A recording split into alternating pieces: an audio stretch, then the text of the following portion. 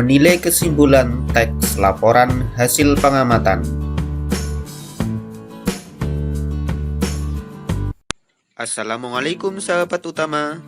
Pernahkah kalian membaca kesimpulan dari teks laporan hasil pengamatan? Bagaimana cara menilainya? Ayo kita pelajari bersama.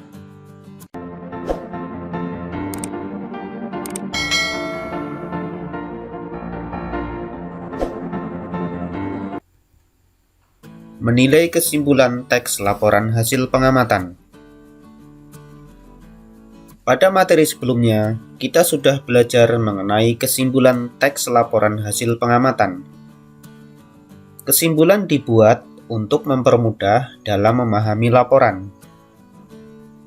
Menilai kesimpulan dapat dilakukan dengan mencermati apakah isi kesimpulan tersebut sudah sesuai kriteria kesimpulan yang baik atau belum.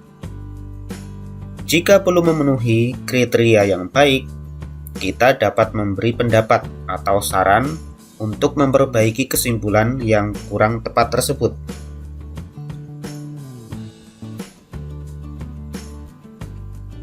Kriteria kesimpulan yang baik.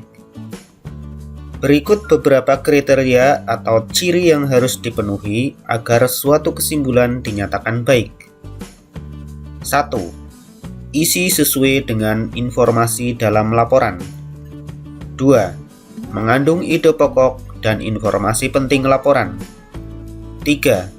Berisi pernyataan yang dibuat menggunakan kalimat sendiri. 4.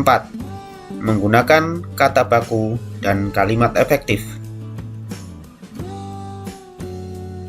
Untuk lebih memahaminya, sekarang bacalah laporan hasil pengamatan berikut. Laporan hasil pengamatan. Nama kegiatan: pengamatan rusa di Istana Presiden Bogor. Lokasi pengamatan: halaman Istana Presiden Bogor, Jawa Barat. Waktu pengamatan: Senin, 2 Agustus 2021, pukul 8 waktu Indonesia Barat. Objek pengamatan: rusa yang hidup di halaman Istana Presiden. Hasil pengamatan. Dari gerbang Istana Presiden Bogor, rusa-rusa istana dapat dilihat. Rusa-rusa tersebut dibiarkan berkeliaran di halaman istana dan tidak dikandang. Layaknya di habitat asli, di halaman Istana Kepresidenan, para rusa dibebaskan berjalan dan makan rumput yang terdapat di halaman istana. Beberapa rusa istana tampak memiliki tanduk yang tajam dan panjang. Tanduk-tanduk tersebut dapat dilihat pada rusa jantan. Tanduk rusa dapat berganti dalam kurun waktu 1 tahun. Hal itulah yang membuat tanduk rusa menjadi istimewa dibandingkan hewan lainnya.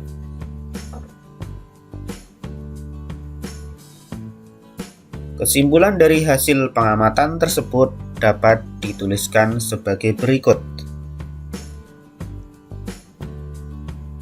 Rusa yang hidup di halaman Istana Presiden dibiarkan berkeliaran layaknya di habitat aslinya.